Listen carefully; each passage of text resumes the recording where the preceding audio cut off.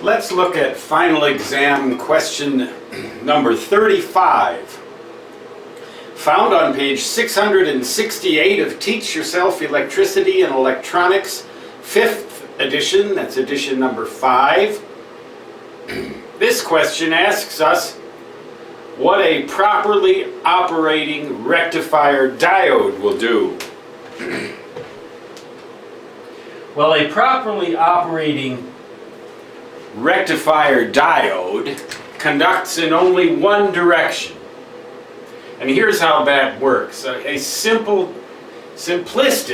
diagram is that it comprises a piece of P-type semiconductor and a piece of N-type semiconductor joined together at a PN junction.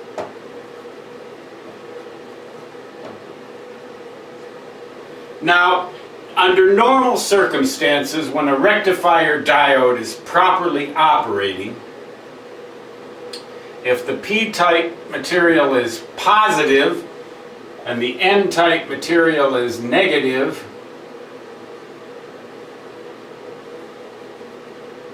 here is the diode symbol. Electrons can flow this way from the N to the P-type. However, if we reverse the polarity so that the P-type material acquires a negative voltage with respect to the N-type, electrons can't flow that way. Now, there are certain exceptions. With any PN junction, it takes a certain minimum amount of forward bias, that is, electrons flowing this way as we originally showed, in order for the device to conduct. It's normally about 1/2 volt, 5 to 6/10 of a volt forward bias in order to conduct. In the reverse situation, it will not conduct at all until it reaches a very high reverse bias, which is what we show here. If the voltage becomes high enough in the reverse direction, any diode will eventually conduct. That voltage may have to be a few tens of volts, possibly upwards of several hundreds or even thousands of volts.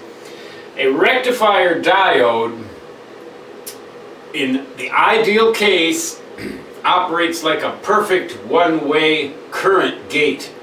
That is to say, when this side is negative, when the N side is negative with respect to the P side, current flows. When the P side is negative with respect to the N side, current does not flow. So the correct answer to this question then is A.